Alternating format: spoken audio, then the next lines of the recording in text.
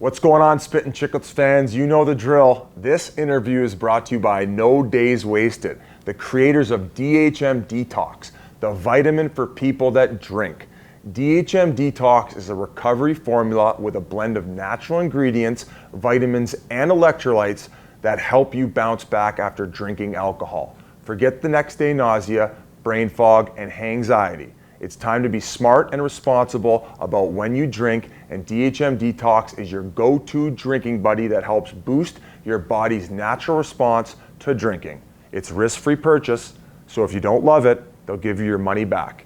And as a bonus, here's a sneak peek at their Rapid Immunity Hydration product that is coming soon. Sign up for the email updates at nodayswastedco.com to stay in the loop. They're focused on creating functional, science-backed products that help you be your best. Also, I can't forget, No Days Wasted has also donated $10,000 to the ECHL Player Relief Fund, and they're offering 20% off your order of DHM Detox using the BIZ20 promo code. Just head over to their website at nodayswastedco.com for no days wasted after drinking. Now, enjoy the interview. Ladies and gentlemen, we have a guy who's coming back on the podcast. His first time ended up being number one on Hockey DB for obvious reasons, because when you go look at his Hockey DB page, it's a fucking nightmare. It's like Nicolas Cage looking at his National Treasure maps, because this guy was all over North America playing in leagues you've never even heard of, and we're actually going to announce his official retirement from hockey today on the podcast. Welcome back to the Spittin Chiclets podcast, Nello Ferrara. Thank you, gentlemen. Thank you. So, the first time that you were on, it was with Biz and Grinelli. RA and I weren't a part of that interview. No way. I wouldn't forget this guy. I can tell already. He looked like I said, he looks just like Steve Zahn. Yeah, the guy from you're saving Silverman. You tried to save Silverman, but I want to know, how did you, or what's your recollection of meeting this nut Biz?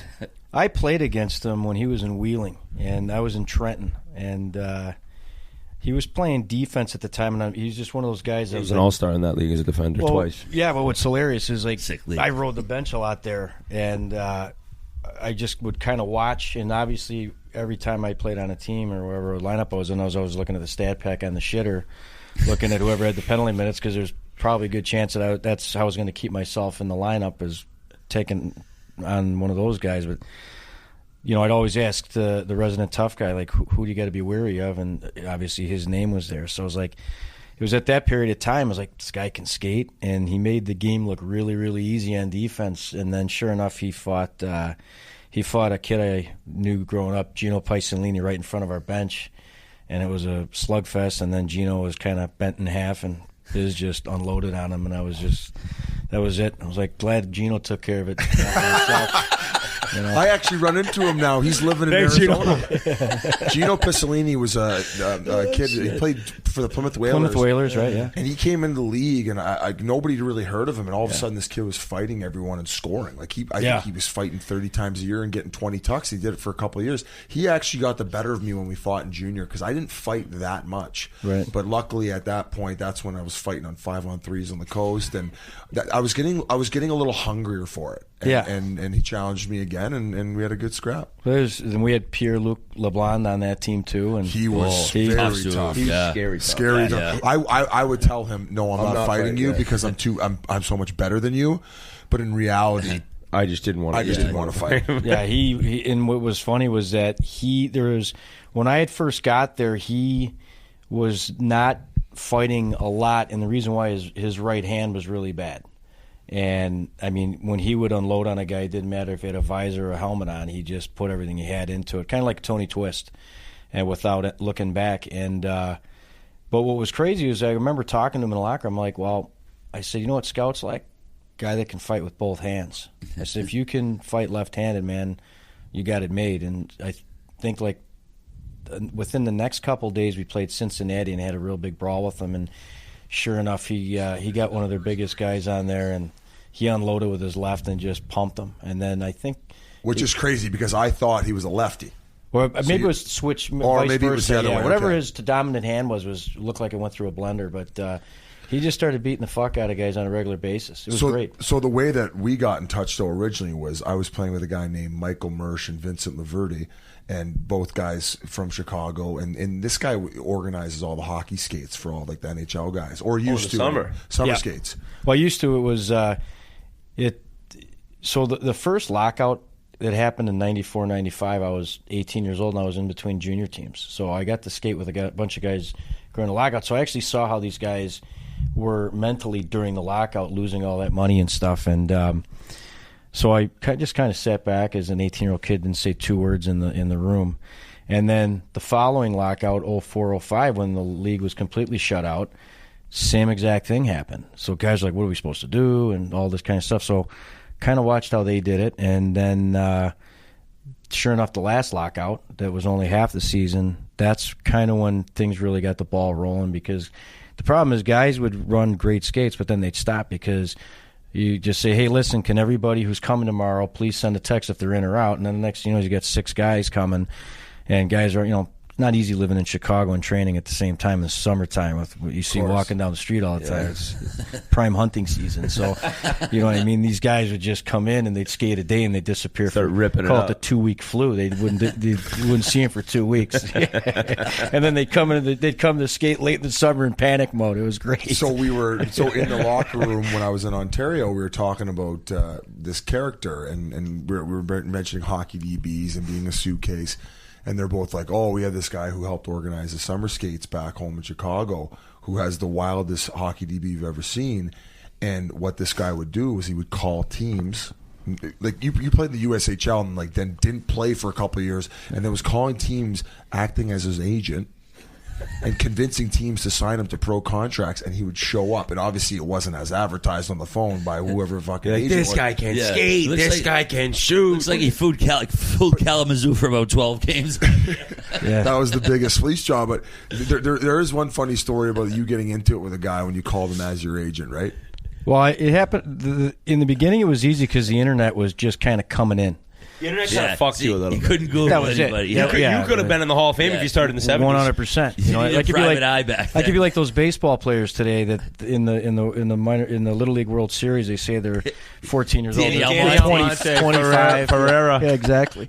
But no, it was the one that got me was I was calling Bakersfield, and they had I told the story last time. He was a French guy, was the assistant coach, but I had called in to try to get a hold of Paul Kelly, the head coach. And sure enough, this guy, Marty Raymond, picks up the phone, and he didn't really have a French accent to go. And I said, my name was Nelly Lachance. I said, I'm calling from St. Pascal, Ontario. I had this player. Because I grew up going to hockey school outside of Ottawa, Jacques Martin's hockey school, and I'd stay with his nephews, one of my best friends. That they're from a small town called St. Pascal. He said, Nelly Lachance, oh, he's tough as nails, can skate. And I can skate, in my defense. I will never say I can do much, but I was always a good skater. Motor. And I love to hit, so I took what I could with it. And sure enough, the guy started speaking French to me, and I said, oh, shit, and I hung up the phone quick. And I'm like, I'm starting to get into a level of something that just didn't feel right. It was starting to feel like maybe I'm going too far with this. Little catfishing. But sure enough, I called a buddy of mine, and I didn't even realize he was playing in Bakersfield. It was a kid I went to hockey school with back in that hockey school I just spoke of. And he got me in, and that kind of set the pace. But I started doing that from place to place, and then the last time I did it, some guy, I can't remember who it was. It was I think it was Mike Havlin. He was in maybe Atlantic City or something. He said, Nello, is this you? And then the cat was out of the bag, so I kind of had to stop it then, You like Bot Were you like, Simpson. yeah. But what was great is I came in, every camp I went into, I put my heart and soul in it. I was always in tip-top shape. And I did the things a lot of guys didn't want to do. You know what I mean? I challenged guys. I think I love the hustle. It's a fucking and great I story. fought I didn't think twice about fighting anybody, and I always had my wits about it. You know what I mean? And I never got beat up, thank God, because I could have gotten beat up real bad. But I have no regrets with it. You did it. So you did this for about what 10 years? Like you would call and fake that you were your own agent. It did for like 10 years. I'm just looking at the no, because IMDb after a page. bit, my name did get out there, and they knew I would. I was kind of fearless out there, and I played with a purpose. You know, it was one of those things where they knew they weren't gambling bringing me in, and Right. And knock on wood, you know, one of the things I wanted to come in is like I want to be a good locker room guy. So a lot of times I get brought in and they said, "Listen, I need you." Sometimes I go into places and I wouldn't talk; I'd just be quiet. But sometimes I'd get signed and they said, "Listen, we got to change the culture in the room. We got to get it more positive." And I went to a lot of teams that were in bad situations on, you know, as far as what there were in the Standings? Standings. I mean, you'd see teams that was like the Quebec Nordiques from like 90-91, like no light at the end of the tunnel, and then they'd end up folding. So those were really tough situations, but at the end of the day, you're doing it because you love to do it, and you're taking pride in it, and, Right, you right. put a lot of work into doing it. It wasn't like I didn't care about the identity of being a hockey player. I just wanted to play the fucking game and play it the way I grew up watching it. Well, as I looked through the hockey DB. I don't know if you went over this the last time. Once again, I apologize, but you got one goal. You got a pro goal It was with the ugliest- Bloomington yeah. Blades. Like, It what was- was the goal like? It was the ugliest goal you've ever seen.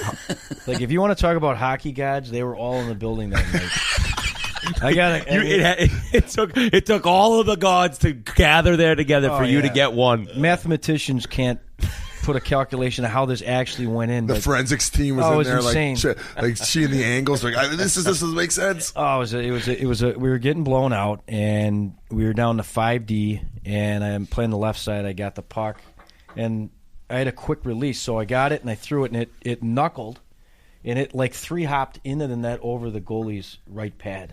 Off the And ice? nobody knew it Off went the in. ice? Yeah, 3-hopped off the ice. No one. I love touched how it. he threw it. I have quick release. Had to get let us know. Oh, he's still got the agent side of him. Yeah, still selling. But you know, it was awesome. It went in, and I just stood there, and I had a teammate on the other that was in Rapid City at the time. I was playing for Bloomington, and he couldn't believe it. Like there's one. He was thing, celebrating with you. Yeah, I mean, it was crazy. So I went to the bench, and I actually got choked up. I'm like, you know what? I probably wish I never fucking scored. That would have been even better. But I just got the one. So it was like guys came up to me and they're shaking my hand afterwards. Like it was hilarious. How hard did you go that night? Well, we got on the bus and went back. Oh. Yeah, but we had some beers on the bus. I was watching The Wire at the time, so I was really Great into that show. show. Yeah. Omar coming, Yeah, y'all. I was getting Nello coming, y'all. cheese. Got Hey, cheese. hey, what's up with the Saskatchewan Rough Rider I just shirt? wanted to go on record. It looks like you're a on what I'm coach. listening. You look like a coach of the. Well, it's funny. I don't have any jeans or any lounge clothes except bus clothes, and I just wanted to make it official. This is in honor of all my Saskatchewan. I forgot to put a teammates. bow on that story, though. So when they told me about this, I looked at the guy's hockey DB, and I tweeted out a thread being like, this guy used to call teams as his own agent. And did the New York Times not reach out to you and do a big article? Yeah, you spread? did that, and then the New York Times came out, and I hesitated to do it. Like, when you did that, I woke up in the middle of the night, and my phone was blowing up, so I thought someone in my family died, right? Like, no, Hey, Biz, sorry. no, Biz just entered your life. Yeah. It's like the same thing. So I'm looking, and You fucker. yeah, sabotage. So, anyways, my wife's like, "What is going on?" Like, and I'm like, and I'm trying to. It takes me about 3 hours to wake up in the morning. Like, I'm still half out of it, but I got it. And the next thing was all these people start calling, and there were some weirdos, you know, sending stuff through Twitter to try to get a story and stuff, and they ended up not being. But I know, like, Real Sports with Brian Gummel reached out.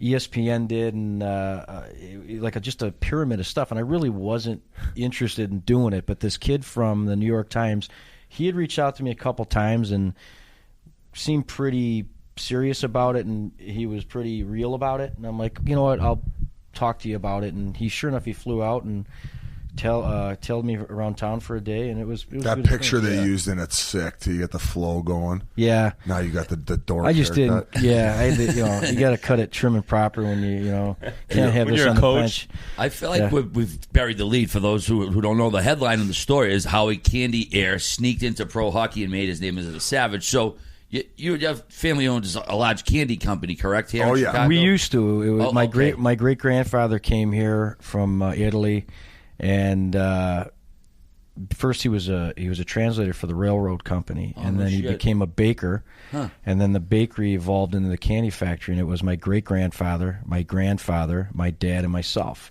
I don't have any brothers. My dad didn't have any brothers, and my grandfather didn't have any brothers. So it's a very unique situation. I'm the only one left now, so I'm the only Ferrara. So it's like that movie Last of the Mohicans. Oh yeah, It's time to plant the seed, or it's the end of my Last of the Lemonheads. Exactly. So what's the status of the company right now? It's owned by a new company, the Ferraro company. It's a privately held family company from Italy. They own Tic Tacs, Nutella. I mean, they're big time. You still got a piece? Or No, it's completely out. Yeah. Which is kind of what's unique about you is you come from money, but like nobody would ever know. You're just like the most down to earth guy. You have a very interesting story. Like that's just the hockey DB side of it is like just a little fraction of it. Now we were talking about it before we were recording. You end up, quote unquote, retiring, which I said from playing, but not officially. I say you were The press conference has not been held. right. So very loosely considering your rap sheet, but you end up buying a building, and in the midst of your retirement, you end up making your own bar for your buddies. Now let's start from the top.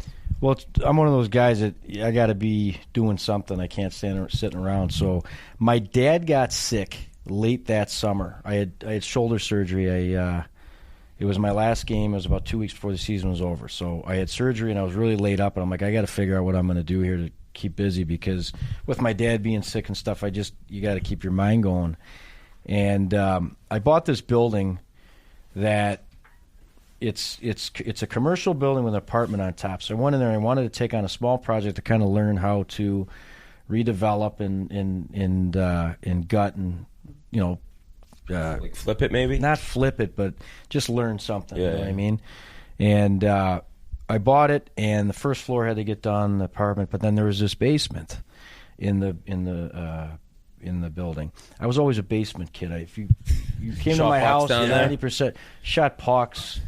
Don't you hurt my precious? Exactly. Looked at I porn did everything mags. down there. Yeah. Well, no, we used to try to jack. My best friend Bill was a baby of the family, and like, there's a guy you could talk about on the show all day.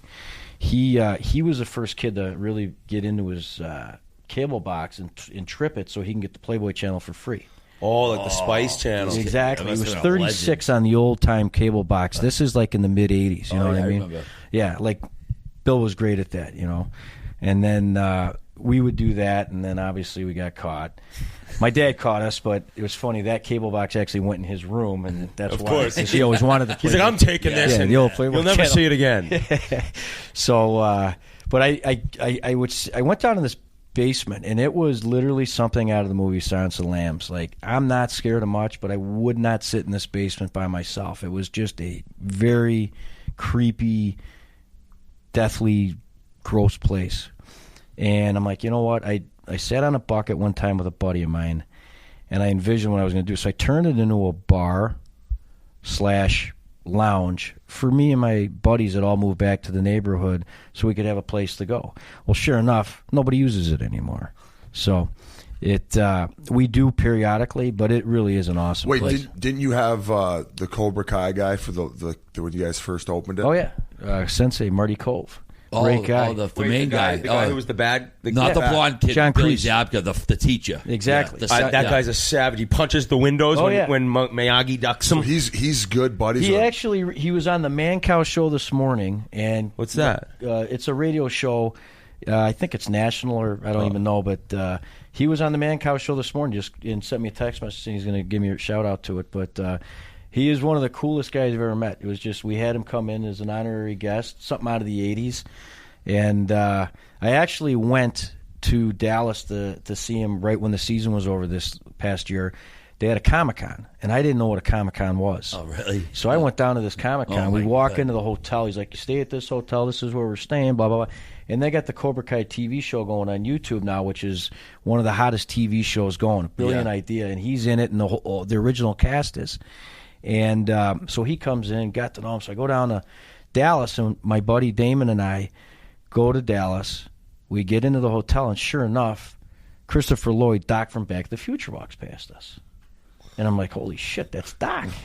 Also Jim Ignatowski. Exactly. Yeah. Cuckoo's Nest. Yeah, you know? the best. Yeah, can't forget that one. Here we go. Yeah. You two are going to be stroking each other off. We're all going to probably be in that room one day. So I bet a nickel. I bet a dime. Martini bet a dime. No, this- Danny DeVito. These guys are Nurse wow. Ratchet, I want gonna- my cigarettes. I want my cigarettes. I asked you a question. You guys should start a podcast together. This is One Flew Over the Cuckoo's Nest. Oh, yeah, that that- movie is awesome. Oh, It's a great one. all-time. We got to go take a walk after to clear the mind after. 'cause Oh, yeah, it takes you in a that's a trippy deep place. Yeah, but so we go in there, we check in the hotel, and next thing you know is we're going to the elevator, and Biff comes walking out. Biff from Back to the Future. McFly, and I look shoes and I and out tie. loud I go, it's fucking Biff. I couldn't believe it. But like, you know how surreal that is. Like we're around, like you see Wayne Gretzky and you get like, oh my God, or Bobby Orr or Gordie Howe. Oh, It's like, those movies, You don't yeah. get those feelings when you get in our age, and it's pretty cool. You take a trip back, and then I got to see Leah Thompson, who I had the biggest crush on in my life. You know, that's Oh, how- was that Marty's girlfand? yeah, Slash mother. mother, yeah. yeah. But she Mother was, who wanted but- she wanted yeah. to knock Oh, on yes, her own yes. son back in time. yeah, she was dynamite. And Do Pam those guys Anderson get was paid? Those guys must get paid a lot to go Oh, through them. man, Oh, yeah, dude. 20, 30K a pop for appearance Yeah. fees. Really? Like, Oh, it's awesome. In Oh, cash yeah. in a bag, please. Right? Yeah, yeah. 100%. He nailed it. So you go into these things. It's in a Wow. huge convention center, right?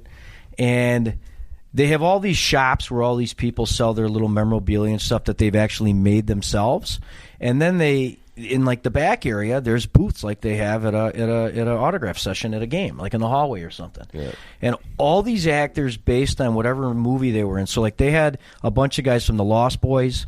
They had Back to the Future there. They had the Cobra Kai guys there.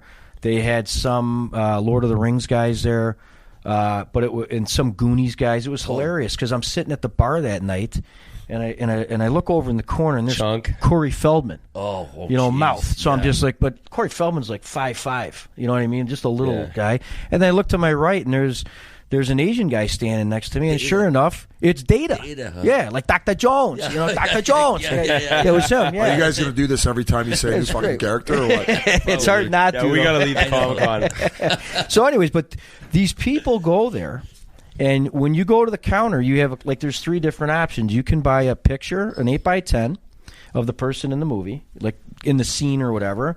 And then there's all these different levels. You could pay X amount for the picture just to get autographed.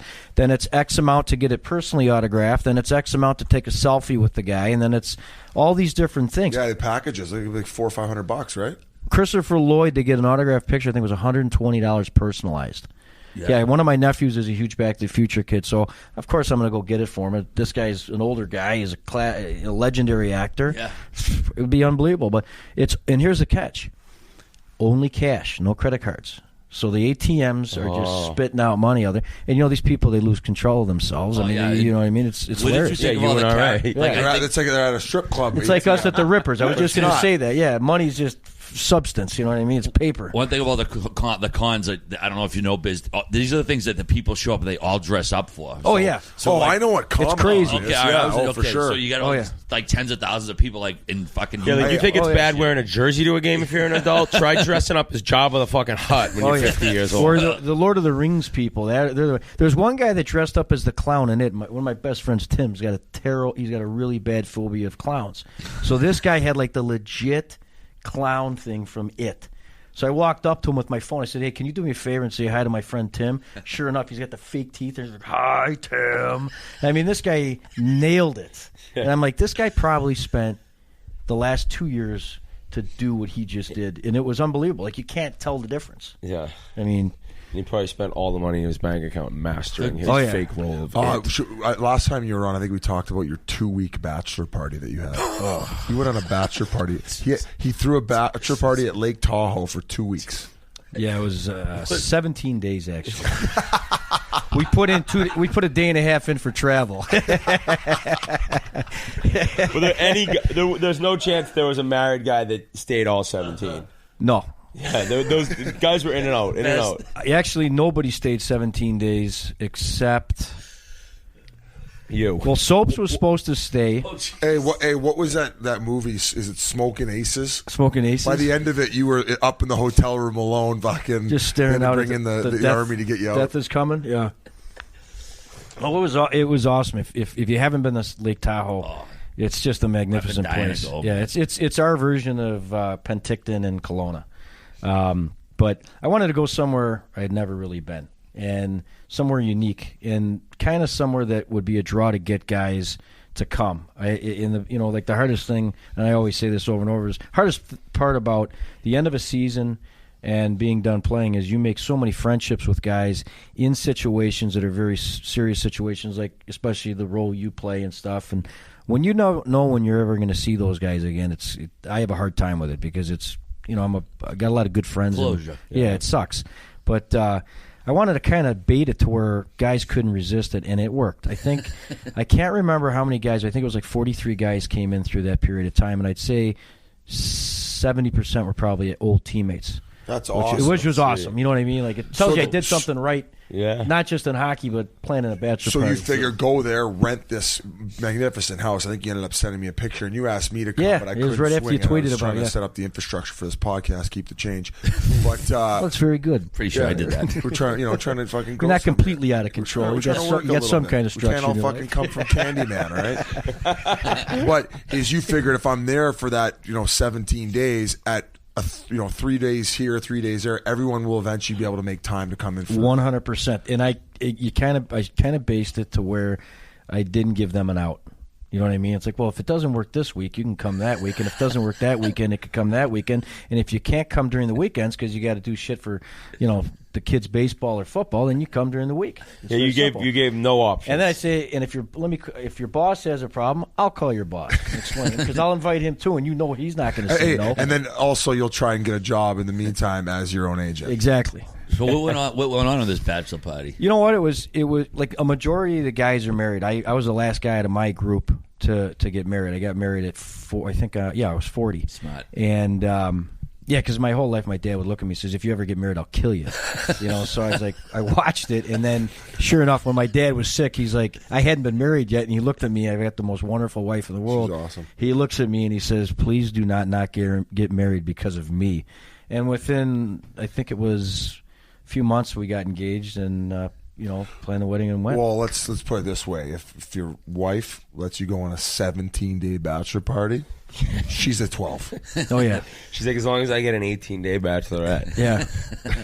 What about you coached, right? Last 2 years? Yeah, last 2 years I coached in the East Coast Hockey League. How was that, man? That's nice. was- I mean, that's pretty good to get into that with Right. for what you had to do to get to be able to become a pro hockey player to then coach. That does show you know what you were doing. One of the things that I always wanted is in my whole hockey career was if in fact the coaching opportunity came, and I was always told that a lot of old teammates and coaches said you'd be great as a coach or even management. And I had said, how guys are today, it's about where you've played. He's not a hockey guy. So a lot of those, I'd say like the last 3 years, I probably played longer than I had planned just so I could get more time in the game. So when it comes down to me trying to teach a kid or explain to a kid or get into his head to get him on the right path, they can't pull the, what do you know? You never played in the American League or you never played in the National Hockey League. And a lot of that shit goes on, as we all know. We've said it to our own coaches, but not to their face, obviously. But I wanted that is in my background to where I had some type of uniqueness. And it all worked out, How who was the head coach? My old D partner, Danny Tetro. Nice. Yeah, I mean, you talk about two guys that our partnership together as a coaching staff was unbelievable. It really was amazing. He was my D partner.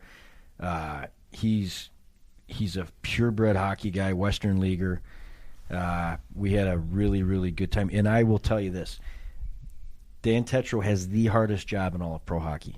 You're sitting in an island in Rapid City, okay? We're the only team that doesn't fly. Our shortest bus ride's 11 hours. Oh, And last year we lost our affiliation halfway through the summer. We had 14 guys on two-way contracts the year before. So that means, number one, we just lost 14 guys. that were majority of them were rookies anyways with Minnesota, and Minnesota was an unbelievable organization. Those guys in Iowa and everything were awesome to us. They understood our situation, and we lose that affiliation, so now we have to go get players individually. Now, any player, especially today, back in our day, you didn't give a shit. You went where you went, and you got your opportunity if you had to make your mark as a player. Once you get some options, then you can get a little greedy and pick and choose. So last year, any player with any type of an option, they wouldn't even return our phone calls. I'd say, hey, I offered a guy $1,000, right? Top-notch D-man, number 1 or 2. We'll give you $1,000 a week, blah, blah, blah. I think I'll go to Orlando for $600. Whoa! So they were taking less money. I think I'll go to South Carolina, Charleston for $250. I mean, just hypothetically. Because you think a lot of it's based on because of how much of a grind the travel is? It is. It's a really... So it puts you behind the 8 ball. It's worse than the Western Hockey League. I mean, you think about it, our shortest trip's 11 hours. It's 23 hours. Our division was Allen, Texas. That's 23 hours. Depending on who's driving the bus. We had one bus driver named Craig Nasig. Craig Nasig, he likes to go his own route. We'd stop 6 times in like 3 hours because you just the way it was. But, here's just to show you the kind of grind. When I go to you, how are you supposed to get players, especially when you're in a division that's completely stacked, loaded. You have Boise, Idaho is always a powerhouse. Always have a good team. Always. Allen won it like 2-3 years ago. Steve Martinson's the most winningest coach in minor league hockey history. He's coached, I think, 22 years or 23 years now. He's got 11 championships. And the guy's a savage. And He's never got to look higher? I don't think he wants it. Yeah. You know what? He knows what he's It's like doing. being a college coach making $300-400 grand a year. Exactly, but not only that, he's in charge. He doesn't have some ticket marketing guy from the front office telling you what to do, and the guy doesn't know anything about hockey. Yes, you know what I'm saying? And there's a lot of that these days. These guys, the marketing ticket guys that come into these organizations as presidents or whatever, they think they're hockey ops guys, so they want to come in and put their 2 cents in, and they have no idea that they're, number one, causing pressure for a coach that's learning how to deal with these types of issues, and number 2, you're breaking up everything that is being built, right? Just because they want to be into the shit. So it's tough, but Allen, Texas. This is a prime example. Last year, you'd be proud. We led all of pro hockey with 86 fighting majors. Okay, and when I say that, it's every single guy putting in the effort. It was a very tight knit group. Okay, a bunch of no-name guys. We had a couple guys like 10-year veterans that have been grinding out in the East Coast League. Riley Wazlowski. Okay, he's 30-something years old. He's got a wife and kid, and he's getting in the mix. He's the captain. Garrett Klotz, an old heavy from the American League, who you got to remember. Okay, he was our heavy. We had Tyler Crunk, the Crunkyard dog. So we had all these guys, but it was awesome. They all contributed. And then you have. How'd you guys make out? We were picked to finish dead last. We were mathematically eliminated from the playoffs 5 days before the season was over. Oh, it sucked. We were holding on so tight, but we played most of January and all of January, most of February with 9 forwards and 5D. So here's how one road trip goes. We go from Rapid City. I'm sorry, is that Iowa? Rapid City, South Iowa? Dakota. Quarter. It's the southwest part. Beautiful place. If you ever guys want to go, trust me, it's a great place to go and visit. Really? Summertime, it's beautiful. People are amazing. The city's awesome.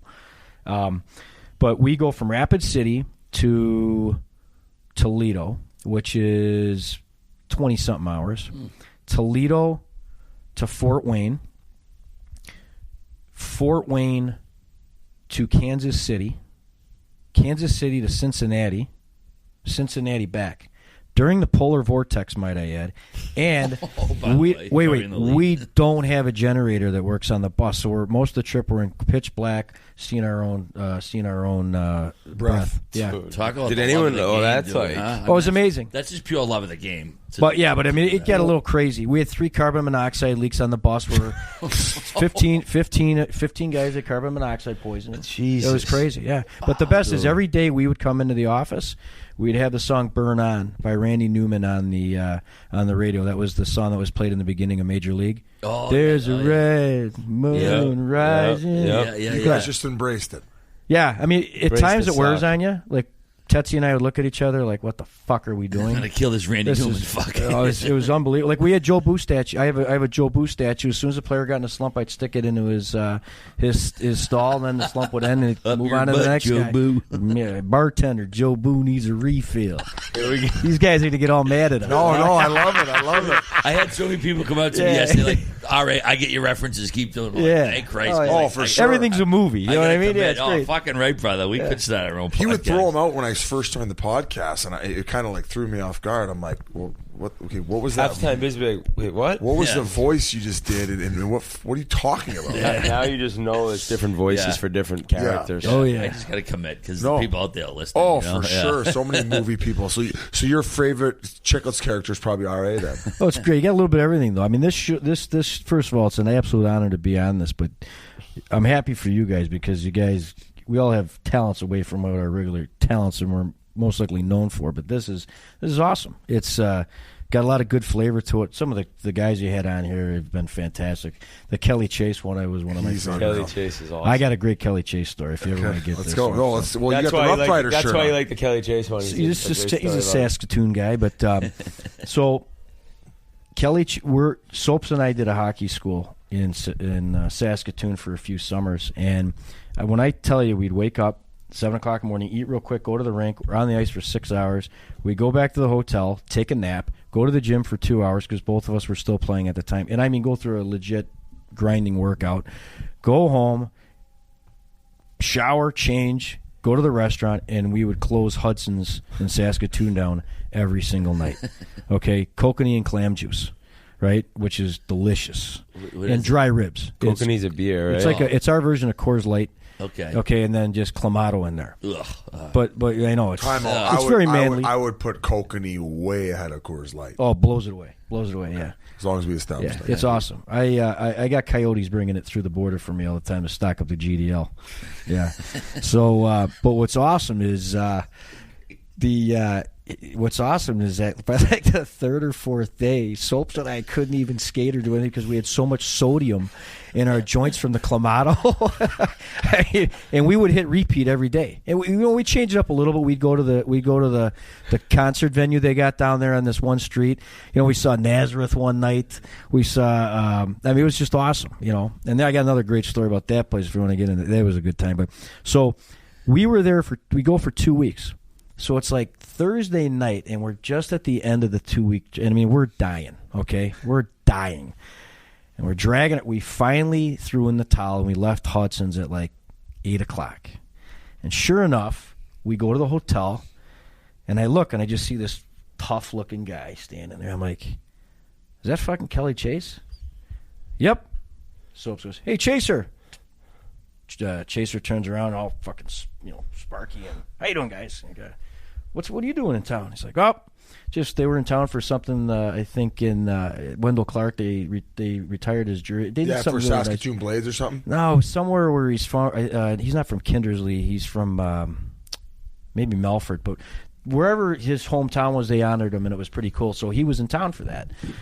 So sure enough, he goes, well, I'm going to go throw my stuff upstairs, meet down here in 15 minutes. We didn't even have a chance to say, sorry, he tells you to do it, you do it. Yeah, but I'm saying, I grew up watching this guy come to Chicago Stadium all the time, and it was awesome. Sure enough, we go to Hudson's, and it's packed. And it's, the bar's in the middle, so it's just a sea of people. And obviously, people see Sopel there, and they see Kelly Chase. And me sitting there, I look like a horse jockey. I'm like the little guy sitting down there, right? So sure enough, we're getting into a pretty serious talk on views of the game today, and Chaser likes to gets pretty heated up if you ask him the right questions. It's about the honor of the game and stuff, and how the code's going out the window, and that bothers him. So we're sitting there, and he's getting heated up, and he kept going in. He's like, the game doesn't owe anybody anything. The game doesn't owe anything. And I'm sitting there, and I feel this kind of splash hit my arm. And it's hitting him, and he keeps turning around like this. And there's this little, I don't know what he was, but he was Asian or something. But he was a little guy, and he's turning around, and it happens again. So I'm looking, and I'm kind of noticing, like, the kid's not drunk, and he's not doing this, so I don't understand how his beer would be splashing on Chaser. And you could see Chaser getting, furious. Smoke was coming out of The his wa- ear. And wires he's holding are it. about He's to holding it. I'm like, cross. wow. And then there's me sitting like, wow, this is Kelly Chase really getting mad here. This is probably like what he was looking like on the blue line when he was about to fight Wayne Van Dorp in '88. I mean, it was unbelievable, you know. So I'm sitting there and he's just fucking fuming, and I'm like, I looked at the kid and I'm like, hey, can you kind of give a little bit more space? Get my friend wet. And the kid looked at me like I was nuts. So sure enough, keeps going and it stops. Then it starts again, and I'm looking. I'm like, what is going on? We were sitting right underneath a piece of ductwork for the air conditioning system, and I mean it's fuming in the place, and it was dripping, and it was hitting Chaser. It wasn't this guy with the beer. So I'm sitting there, and now I figured it out, and I just let it go. I said, hey, Like, I'm going to get this kid killed. I go, hey, Chaser. I said, I don't want to start problems in here. I said, but I think they're doing it to fuck with you. And he fucking turned around and there was nobody there, and he realized it, and we were dying like this. I mean, it was a great moment. You know what I mean? I was just like, well, you know, maybe 10 years ago I probably would have not told him that, see what he would do. You know? Piece of shit. You Oh, piece of man. shit. Anything for a fucking story. Well, even no, if it but meant- just to sit back and like, you know, you don't get to see Kelly Chase fight anymore. What would be better than seeing him in a, you know? Right in front of you, right? No, it was great. It was like when I had the bar, we were talking about getting Sensei to come down, and I was like, all right, well, what do you do to up it a level? And I'm like, you know, what would it take to get Ralph Macchio and William Zabka into the bar, completely not knowing what's about to happen? And we raised like $500,000 cash amongst all the guys that belong, put it on the bar, take the sheet off it, and say, you two fight, the winner gets the money. How unbelievable would that be? You can't write stuff like that. Would that be nuts? That would be pretty You know, sick. he's scratching Could his you have nuts over raised- here. Look at this guy. He's getting horny off of that. well, the fighting stories get me Okay, going. well, That's yeah. all. 500, Yeah. yeah. 500 Thanks, it's grand. Some guy must not have liked the type of attention that Soaps was getting at the bar. And we all know, like, Soaps is one of the nicest human beings you've ever met, you know. So we're sitting there, and this guy, you could just see him getting fucking heated up. So sure enough, we go outside, bar's closed, and the guy's just sitting there, and I'm like, we got a problem with this guy here. This guy's looking for something. And I said, hey, man, you know, you all right? And he's like, goes, fucking Soap'll, fuck him. And I'm like, well, maybe Soaps took his girlfriend from him in high school or something. And I was like, something. So sure enough, I'm like, well, what did he do? And the guy couldn't give me a straight answer. He was just one of these local guys, saw him, wants to make a name for himself or something. And I'm just sitting there, I'm like, listen, man, there's no chance that this is going to happen. I said, first of all, there's 6 of us and there's 1 of you. The second you touch him, I'm going to kill you. Like, you're not, because he's not getting in trouble for this. Nobody knows who I am, right? I'm some Yankee in Saskatchewan. I mean, who knows? So I'm sitting there, I'm trying to talk common sense. So Soaps kind of sees what's going on, so he comes over. He's like, what's the matter? And he's like, you want to fucking go, Soap'll? Fucking me and you right now. I fucking want you right now.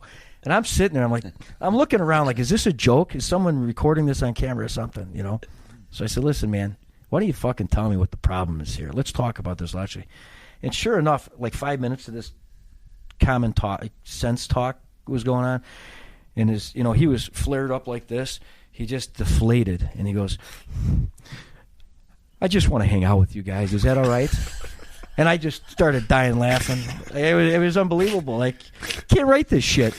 It was unbelievable. That's how he handled it. It was unbelievable. So did you guys just love Soaps, hanging out? Soaps just fucking good old home. Interesting You know what I way. mean? Oh yeah, it was unbelievable. I want to go back to the candy for a minute. The lemon heads. I was told Yep. to ask about the lemon heads. Is it true that you were inspired as an infant? They were inspired by you as an infant. No, that was Am I butchering that story? It was by my dad. Okay. Yeah. So when my dad, if you saw a baby picture of my dad, his head was kind of weird shaped, and he had this ear to ear smile. And my grandpa, very brilliant man, he came up with the name Lemonhead because his kid looked like he had a lemon head. Wow. Yeah, he wasn't.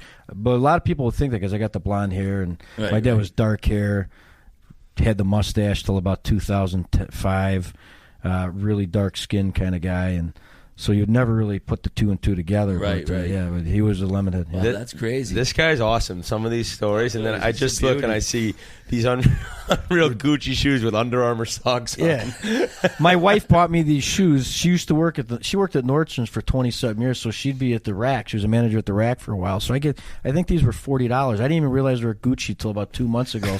I stepped in dog shit with them, and sure enough, like dog shit on the Gucci. And I was cleaning them, and I looked, and I see Gucci on them. I said, "You buy me fucking Gucci shoes? I don't wear Gucci shoes. You know, give me You some." couldn't tell by all the G's all over it. I don't pay Well, attention no, to it this is shit. sneaky black on black. Yeah, I didn't even know what they were. I Well, thought they were. dude. They kind of looked like the shoes a priest would wear back in the day. How long have we been talking That's for? a good one to want to copy. Yeah, right. Seriously. Well, dude, thank you very much. We got another guy coming in, but we could talk to this guy forever. We I got think me Jamal. and Nello could sit We You got got Jamal Jammer there. coming in? RA and Yeah. Nello should have their own little By the way, movie it was cast. he played Tabor in Cuckoo's Nest. I had to look it up. Christopher Lloyd. Yeah, Tabor. he was good. Oh, Jammer's a good dude. I skated with him a lot in that last lockout. We're gonna And ask when- him about you. Yeah, when my dad was sick and dying, I would wake up. I'd stay at the hospital till about 6 o'clock in the morning, and then because he'd be doing all his tests and stuff during the day. But Jammer had just gotten a job with the Blackhawks doing television, and he didn't have where to stay, so he would come back, and sure enough, we get about an hour to sit and watch, get updated on hockey, and he was there a majority of the time that my dad was sick and dying. So it was a righteous period of time, man. It was good. Well, thank you, buddy. Appreciate it. Anytime, nice fellas. to finally meet you. Yeah, you It's too. better than advertisement.